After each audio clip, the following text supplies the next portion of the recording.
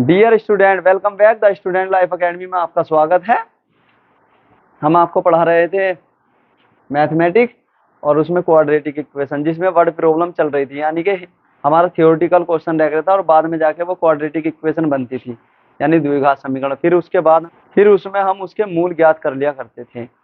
कुछ पूर्ण वर्ग बना के भी की थी, कुछ अल्फा बीटा वाले भी। अब ये नया टॉपिक है, मतलब कि नए तरीके से होगा। अब देखना इधर है कि दो क्रमागत धनात्मक पूर्णांकों का गुणनफल 306 है। इनमें पूर्णांकों ज्ञात की, पूर्णांकों का मतलब संख्या ज्ञात करनी है, ज्यादा होप्लेक्स होने की जरूरत नहीं है, संख्या का ही मामला है। ठीक, तो माना को लेट भी लिख सकते हैं। माना पहली संख्या या पहला पूर्णांक, पहली संख्या ही मान लो।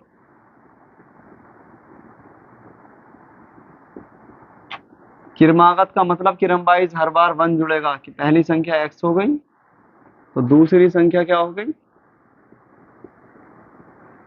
दूसरी संख्या हो गई x+1। अब उसमें बोल रहा दोनों का गुणनफल, दोनों का गुणनफल कितना है, 306 है। तो अकॉर्डिंग टू द क्वेश्चन या प्रश्नानुसार,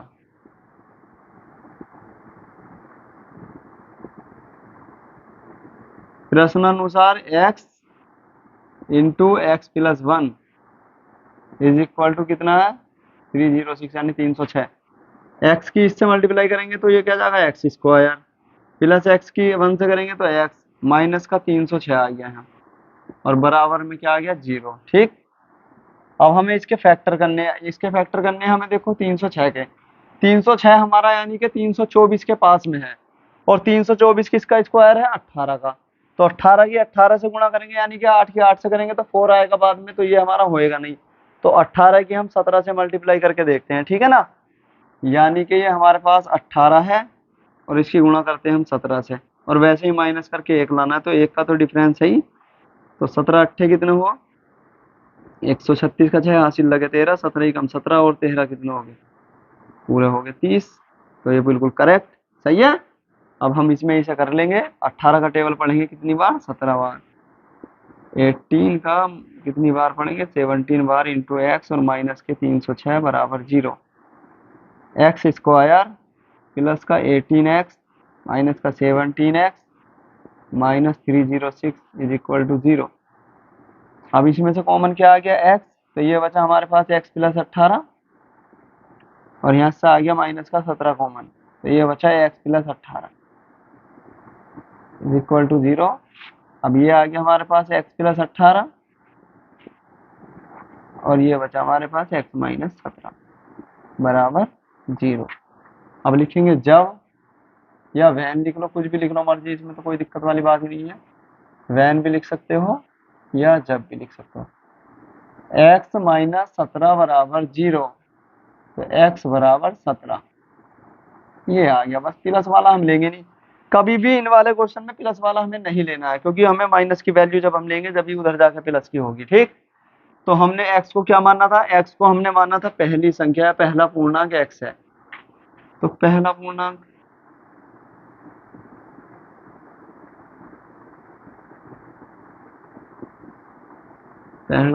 हो गया हमारा 17। दूसरा क्या हो गया, दूसरे में बस एक ऐड होना है, यानी कि दूसरा हमारा क्या हो गया, 17+1, ये आ गया हमारे पास 18 आंसर। डियर स्टूडेंट, इसी टाइप से हमारा क्वेश्चन नंबर 2, वो भी थ्योरेटिकल है, पर जाके बाद में क्या बनेगा, क्वाड्रेटिक इक्वेशन। यहाँ समझना है, रोहन की माँ उससे 26 वर्ष बड़ी है, उनकी आयु का गुणनफल अब से 3 वर्ष पश्चात 360 हो जाएगा, रोहन की वर्तमान आयु ज्ञात कीजिए। तो सबसे पहले क्या काम करेंगे, माना रोहन की वर्तमान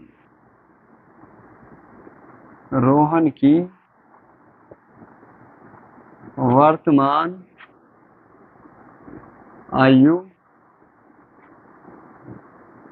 x है। अब समझ लो, पहले 3 वर्ष बाद या पश्चात, बात तो एक ही है, 3 वर्ष बाद या आफ्टर 3 ईयर। ठीक, 3 वर्ष बाद रोहन की आयु रोहन की आयु आयु कितनी हो जाएगी x प्लस 3, यानी कि 3 ऐड कर देंगे, ठीक है। और समझो उसकी माँ यानी कि रोहन की माँ की आयु कितनी हो जाएगी। पहली बात तो यह है कि वो 26 वर्ष तो ऑलरेडी उससे बड़ी थी, यानी कि रोहन अगर 20 साल का है तो उसकी माँ कितनी हो गई 46 साल की, वो ऑलरेडी कितनी थी 26 साल बड़ी थी। तो अब समझ लो हमने 26 साल तो ऑलरेडी बड़े कर दिए, पर हमारे पास क्या चल रही बात क्या चल रही है 3 साल के बाद की बात। तो 3 साल बाद कितनी हो जाएगी 3 और ऐड हो जाएगा इसमें। तो ये कितनी हो जाएगी रोहन की माँ की आयु हो जाएगी x प्लस 29 यानी कि 29, ठीक है। अब प्रश्नानुसार या according to the question,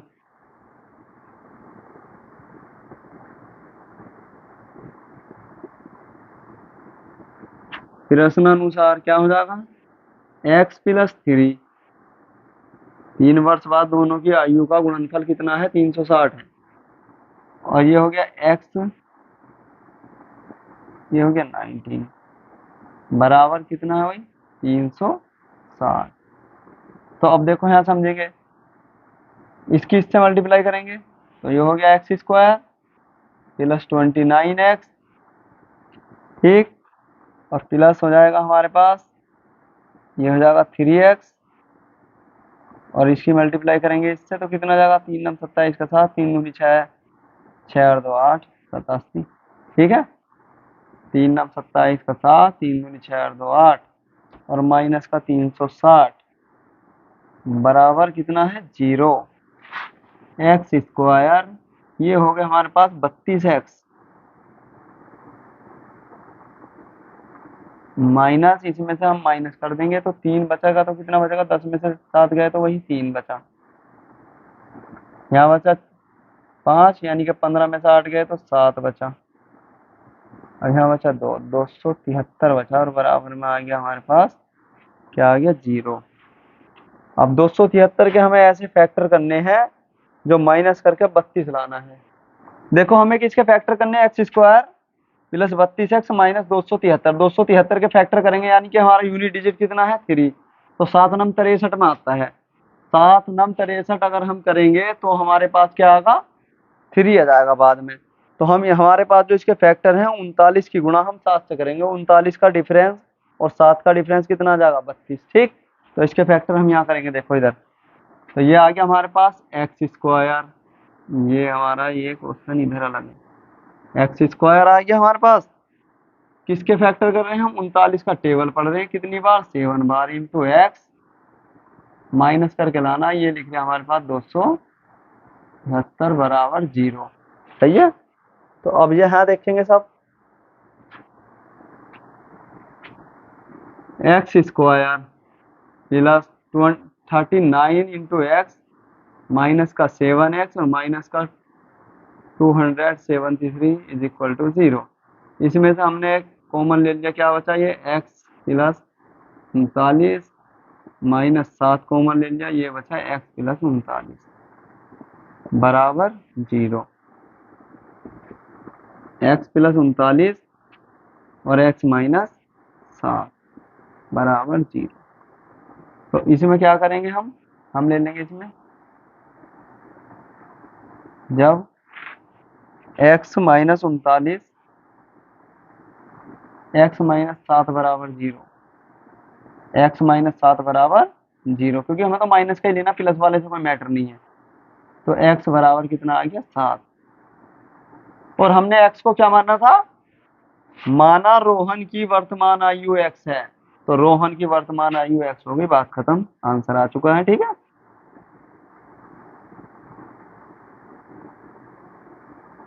Rohan की वर्तमान आयु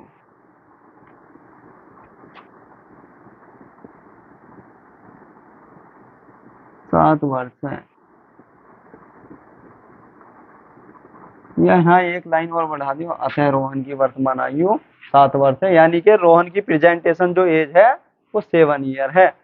अब अगर इसमें इस क्वेश्चन में बढ़ा देता, मान लिया क्वेश्चन बढ़ा दिया जाए कि रोहन की माँ की भी वर्तमान आयु बताइए, तो कैसे करोगे? तो रोहन की वर्तमान आयु जो थी वो उससे उसकी मोम कितनी बड़ी थी? 26 ईयर।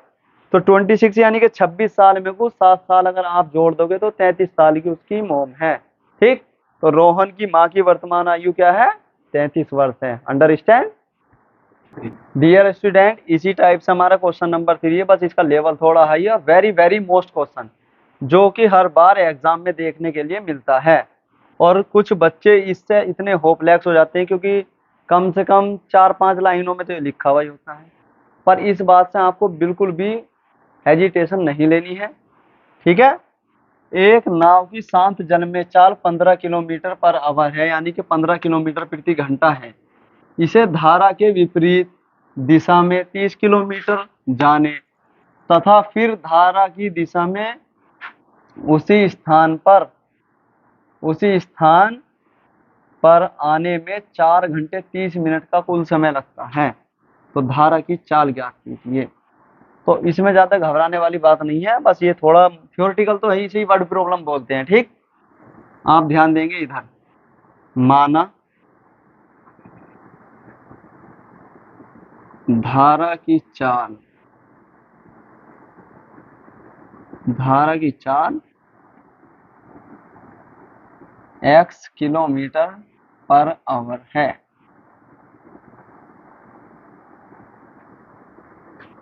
शांत जल में नाव की चाल कितनी है? तो नाव की चाल का तो तुम्हें पता ही है, ये लिख दी लो हमने, फिर भी दोबारा लिख दी। नाव की चाल 15 किलोमीटर पर आवर। ठीक, अब हम क्या करेंगे? धारा की दिशा में चाल, धारा की दिशा में चाल। तो धारा की चाल हमने क्या मानी है? x। तो ये क्या हो जाएगा भैया? 15 प्लस x। ठीक, धारा के विपरीत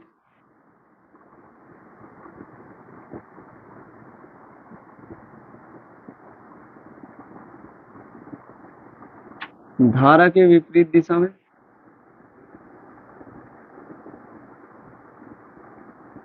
तो इसमें से 15 माइनस x हो जाएगा।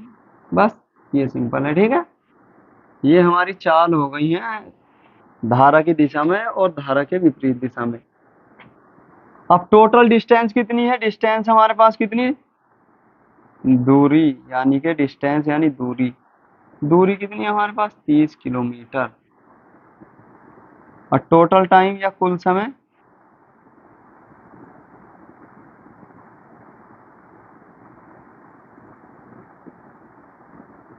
कुल समय है हमारे पास 4 सही 1/2 यानी कि 4.5, यानी इसका आ गया हमारे पास 9/2। 4 दूनी 8 और 1 9/2। सही है, ये हमारे पास घंटे हैं। अब देखो मेरी बात सुनो, सबको मालूम है चाल बराबर क्या होता है? चाल बराबर होता है दूरी बटे समय। चाल बराबर दूरी बटे क्या होता है? समय। यानी कि चाल स्पीड इज इक्वल टू क्या होता है? Distance upon time. अब हमें तो टाइम निकालना है, तो टाइम यानी कि समय। समय बराबर क्या होगा भाई? दूरी बटे चाल। यहाँ से तो आपकी समझ में आ गया होगा सब कुछ। चाल बराबर दूरी बटे समय, तो समय बराबर दूरी बटे चाल। ठीक, अब हमने मान लिया कि नाव जब धारा की दिशा में जा रही तो t1 समय लग रहा है, और कि जब विपरीत दिशा में आ रही तो t2 समय लग रहा है। पर हमने मान लिया दोनों समय, तो समय 1 यानी कि समय t2, या इसे t1 मान लो प्लस समय t2।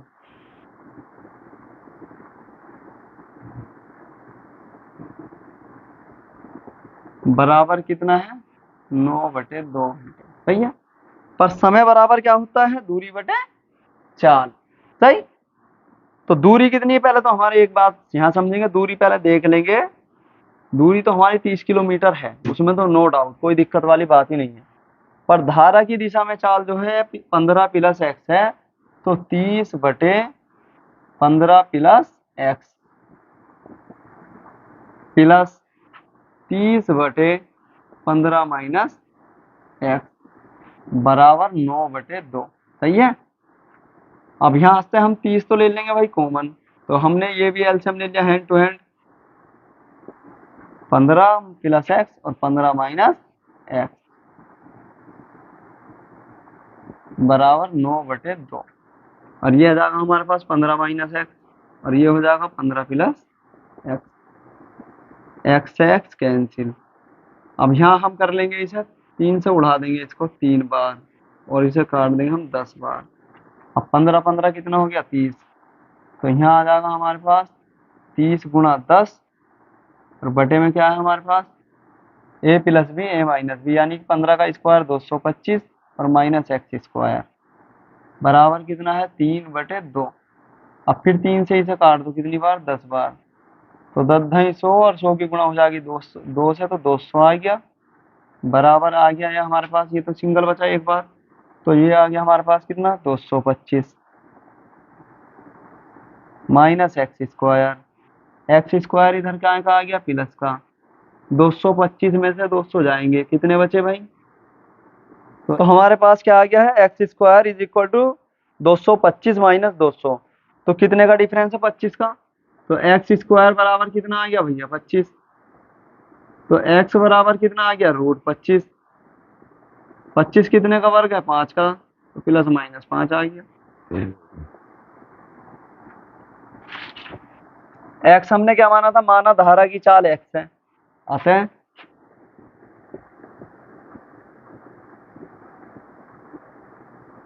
धारा की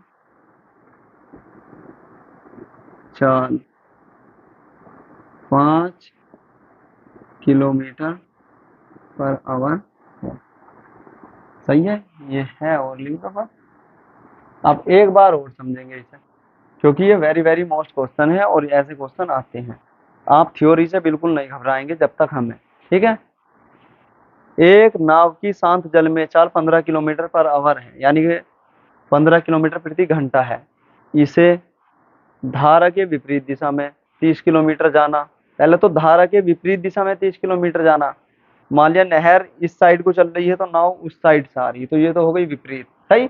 और फिर इसकी सीध में जाना, तो डबल स्पीड, मतलब इसकी थोड़ी स्पीड बढ़ेगी अगर प्लस रहेगी तो, और जब उधर से आएगी तो उसके वो अगेंस्ट आएगी तो स्पीड नॉर्मल सी बात है कम हो जाएगी, ठीक है ना, जैसे कि तैरते हैं, ठीक। तो आने जाने में टोटल जो समय है वो 4.5 घंटे लगते हैं। 4.5 का मतलब है 9/2, सही। माना धारा की चाल x किलोमीटर प्रति घंटा है, नाव की चाल 15 किलोमीटर पर आवर है, वो उसमें ऑलरेडी दे रखा है, सही है। और धारा की चाल तो हमने मान ली x किलोमीटर प्रति घंटा, तो धारा की दिशा में ये जुड़ जाएंगी दोनों, जब उसी साइड में चलेगी तो 15 प्लस एक्स।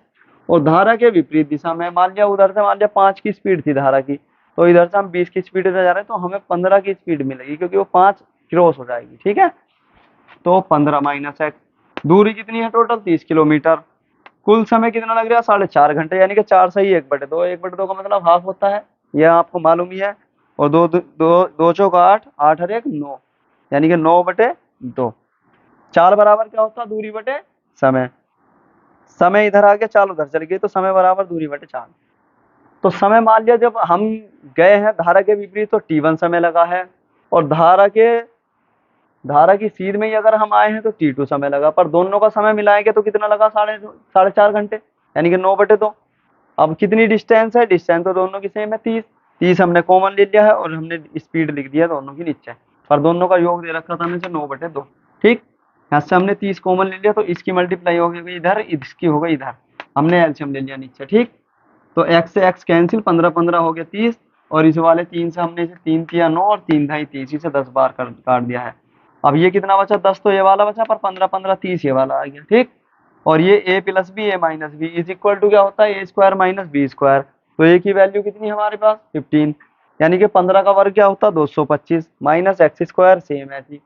और ये कितना आ गया 3/2। अब 3 से 3 ही कम 3, 3 ढाई 30, तो ये हो जाएगा 100, मतलब के 10 गुणा 10 ये हो जाएगा 100, 100 की गुणा डायरेक्ट हुई है 2 से, तो 2 आ गया 200, और 1 की गुणा इनसे होगी तो सेम एज इट इज, ठीक।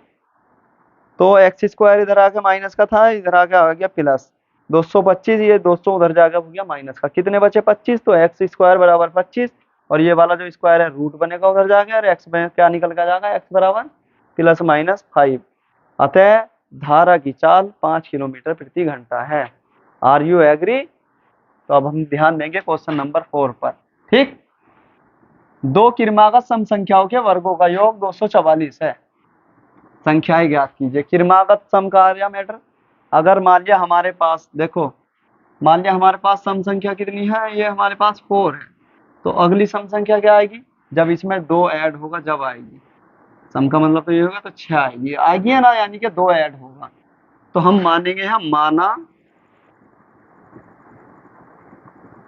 पहली संख्या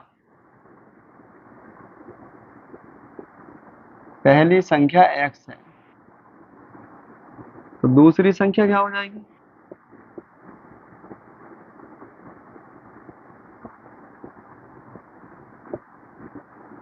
दूसरी संख्या हो जाएगी हमारी x प्लस 2। अब क्या लिखेंगे, अकॉर्डिंग टू द क्वेश्चन, यानी कि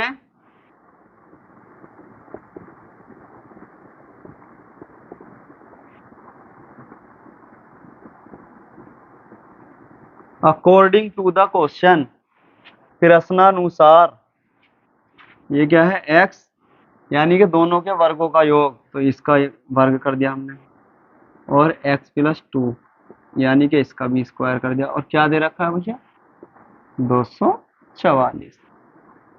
तो अब यहाँ समझेंगे, एक्स स्क्वायर, इसमें क्या खुलेगा ए प्लस बी का होल स्क्वायर, तो ये क्या होता है A square plus B square plus 2ab, यानी कि x multiply 2 is equal to 244। X square कितने एक्स स्क्वायर हो गए, 2x स्क्वायर। ठीक, और ये कितना आ गया हमारे पास 4, और ये कितना हो गया 4x, और माइनस का कितना आ गया 244 बराबर 0। तो ये हमने लिख दिया भाई 2x स्क्वायर, और इसमें से 44, 144, 244 में से 4 गए तो कितने बचे 240, और प्लस का 4x माइनस 240 बराबर 0। यहाँ से हम लेंगे 2 कॉमन, कॉमन लेने का मतलब है कि 2 हाफ हो जाएगा। यहाँ से क्या ले लेंगे हम, देखो 2x square plus 4x minus 240, इसमें से हम 2 कॉमन लेंगे, तो सारी 2 कॉमन लेने का मतलब है कि सब हाफ हो जाएगा। ये 2 है तो सिंगल बचेगा, ये 4 है तो 2, और ये 240 है तो कितना बचेगा भाई 120। तो यानी कि हमने 2 ले लिया कॉमन, तो ये बचा एक्स स्क्वायर, और कितना बचा प्लस 2x माइनस 120 बराबर 0। तो ये इक्वेशन बन जाएगी हमारे पास X square plus 2x plus 120 minus है माइनस 120 इज इक्वल टू 0, यानी 120 के हमें फैक्टर करने हैं, तो घटा के लाना कितना 2, तो 12 दही 120, 12 दही 120, 2x माइनस 120 बराबर 0, x square plus 12x minus 10x, और ये माइनस का 120 बराबर 0। यहाँ से ले लिया कॉमन x प्लस 12, यहाँ से ले लिया 10 कॉमन माइनस का, तो ये भी आ गया x प्लस 12 बराबर 0, x प्लस 12, और ये आ गया x minus 10 is equal to 0। हमने आपको इसमें कई बार बता चुके हैं हम कि जो भी अगर इसमें ये आएगा प्लस का आएगा, एक माइनस का आएगा। ठीक, तो इसमें से हम माइनस का लेंगे। ठीक है, तो क्या लेंगे, when x minus 10 is equal to 0, तो x इज इक्वल टू 10। तो हमने क्या माना था, पहली संख्या माननी थी 10, तो पहली संख्या तो आ गई हमारे पास 10, और दूसरी उसमें क्या करेंगे 2 ऐड कर देंगे, तो दूसरी क्या आ जाएगी 12। तो पहली क्या आ गई, पहली संख्या आ चुकी है हमारे पास 10, और दूसरी क्या आ जाएगी हमारे पास, दूसरी संख्या आ जाएगी हमारे पास 10 प्लस 2 यानी कि 12। ये आपका आंसर है। ठीक है, कुछ देर की खामोशी है फिर एक शोर आएगा, कुछ देर की खामोशी है फिर एक शोर आएगा, तुम्हारा वक्त आया है हमारा दौर आएगा।